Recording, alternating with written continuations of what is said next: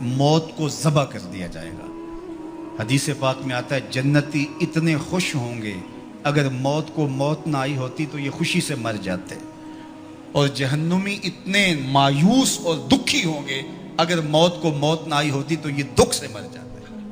اب جنتی جنت میں ہیں اور انہیں ان کی آنکھوں کے سامنے موت کو ذبح کر دیا، قصہ ہی تمام ہو گیا۔ اللہ تعالیٰ فرمائے گا اردیتم، اے جنتیو تم راضی ہو؟ پہلے اللہ آواز دے گا یا اہل الجنہ یا اہل الجنہ، وہ کہیں گے لبیکا و سعدیکا والخیر فی یدیکا، مالک حکم ہم حاضر۔ اللہ تعالیٰ فرمائے گا اردیتم، کیا تم راضی ہو؟ تو وہ کہیں گے ما لنا یا رب لا نرضی، اے ہمارے رب ہم کیوں راضی نہیں ہوں گے، ہمیں تو وہ ملا جس کا ہمیں تصور بھی نہیں تھا۔ حضور نے فرمایا کہ میں، بخاری کی روایت ہے، میں اس آخری شخص کو جانتا ہوں، اس آخری شخص کو جانتا ہوں جو جہنم کے رگڑے سہ کے آخر میں جہنم سے نکلے گا اور سب سے آخر میں جنت میں جائے گا۔ فرمایا، اور ایک روایت مسند فردوس دہلوی میں اس کا نام بھی بتایا، تو کہا کہ میں اس آخری شخص کو جانتا ہوں، بخاری کی روایت ہے۔ تو وہ جنت میں جانے کے لیے جہنم سے کوئلے کی طرح سیاہ ہوا ہوگا، جب نکلے گا تو اللہ تعالیٰ اسے کہے گا بتا کیا چاہیے، تو وہ کہے گا کہ مالک مجھے یہ دے دے یہ دے دے یہ دے دے۔ اللہ کہے گا لکا ما تمنیت، جو تیری آرزو جا تجھے دے دیا، اب جنت میں چلا جا۔ تو وہ خیال کرے گا جنت میں تو کوئی 1 انچ بھی نہیں بچی ہوگی، اتنے لوگ جنت میں چلے گئے ہیں۔ تو وہ کہے گا مالک میرے لیے وہاں کتنی جگہ ہے؟ تو آواز آئے گی تیرے لیے جنت میں اس دنیا سے 10 گنا جگہ ہے۔ کتنی؟ یہاں تو 1 کنال کا گھر، 2 کنال کا بنگلہ، 6 کنال کی کوٹھی بنانے کے لیے آدھی زندگی لگ جاتی ہے، اور یہ سب سے پھاڑا سمجھتے ہیں نا، جو سب سے آخر میں جنت میں جائے گا، یہ اس کی جاگیروں کا میں آپ کو بخاری کی حدیث کے حوالے سے بتا رہا ہوں۔ اللہ فرمائے گا جا جنت میں، تیرے لیے دنیا سے 10 گنا ہے، 7 بر اعظموں پہ پھیلا ہوا جہاں، اس کو 10 سے ضرب دے۔ یہ کس کو ملے گی؟ جو سب سے آخر میں جنت میں جائے گا۔ اور وہ کہے گا اتسخر بی وانت الملک، میرے رب تو رب ہو کہ مجھ سے مذاق کر رہا ہے؟ اس کو گمان ہی نہیں ہوگا کہ اتنا مجھے مل جائے گا۔ وہ تو سوچے گا 2 مرلے کا جھونپڑا بھی جنت کے کسی کونے میں مل جائے تو غنیمت ہے۔ اسے کہا جائے گا دنیا سے 10 گنا جگہ تیرے لیے جنت میں تیرے نام ہوئی۔ تو وہ کہے گا اتسخر بی وانت الملک، میرے رب تو رب ہو کہ مجھ سے مذاق کر رہا ہے؟ تو اللہ فرمائے گا مذاق نہیں، یہ حقیقت ہے۔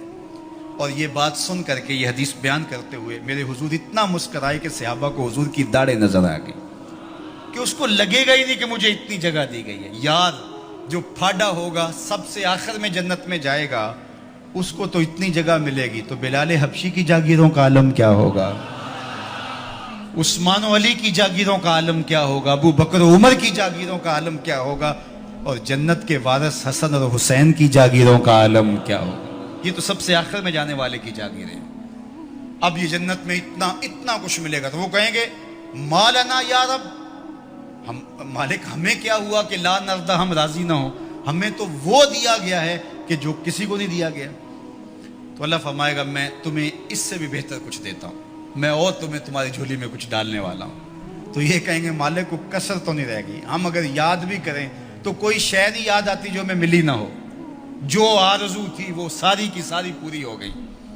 اللہ فرمائے گا میں تمہیں ایک اور شے دینے لگا ہوں، تو وہ جھولیاں پھیلا لیں گے، اور اللہ فرمائے گا میں تم سے راضی ہو گیا ہوں، اب کبھی بھی ناراض نہیں ہوں گا، میں تم سے راضی ہو گیا ہوں، اب کبھی بھی ناراض نہیں ہوگا۔ جنت سے یا تو موت اس نعمت کو ختم کرے گی، یا پھر اللہ ناراض ہو جائے تو اللہ کسی کو نکال دے، تو اللہ ضمانت دے گا میں اب تم پہ ایسا راضی ہوں، اب کبھی بھی تم سے ناراض نہیں ہوں گا۔ ایسا اجر اللہ عطا کرے گا، فَلَهُمْ أَجْرٌ غَيْرُ مَمْنُونَ۔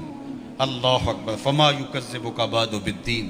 اللہ تعالیٰ ارشاد فرماتا ہے کہ محبوب، جزا اور سزا کا جو دن ہے اس کے معاملے میں آپ کی بلا کو کیسے تکذیب کر سکتا ہے؟ کون ہے جو آپ کی تکذیب کرے؟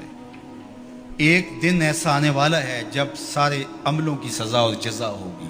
الیس اللہ بأحکم الحاکمین، کیا اللہ تعالیٰ جل شانہ حاکموں کا حاکم نہیں ہے؟ دنیا کا چھوٹا سا نظم بھی کہیں ہو تو وہاں بھی جزا و سزا کا تصور ہوتا ہے، اور جو ہے وہ ایسا نہیں ہوتا کہ وہ جزا و سزا کے بغیر ہو، لیکن اس پوری کائنات کا نظم کیا جزا و سزا کے بغیر ہوگا؟ کیا وہ احکم الحاکمین نہیں ہے؟ کیا لوگ اس کی گرفت سے باہر ہیں؟ آج ساری زندگی جو ظلم کرتا رہا، زیادتیاں کرتا رہا، اور اس نے اللہ کے حکموں کو توڑا، اس کی مخلوق کو ستایا، دکھ دیے، لوگوں کا خون چوسا، اور لوگوں سے ظلم کیا، لوگوں سے زیادتیاں کی، لیکن وہ کچہریاں بھی خرید لیتا تھا، وہ تھانے بھی خرید لیتا تھا، عدالتیں بھی اس کی تھیں، اس کو کوئی پوچھ بھی نہ سکا، اور وہ چلا گیا، اور ایک شخص نے تقوی کے ساتھ زندگی گزار دی۔ کل قیامت کے دن دونوں ایک جگہ پہ ہوں تو یہ اللہ ناانصافی نہیں ہونے دے گا، ایسا نہیں ہوگا۔ اللہ احکم الحاکمین ہے، اللہ قیامت کے دن جو عدالت لگائے گا اس میں ایک ایک چیز کا فیصلہ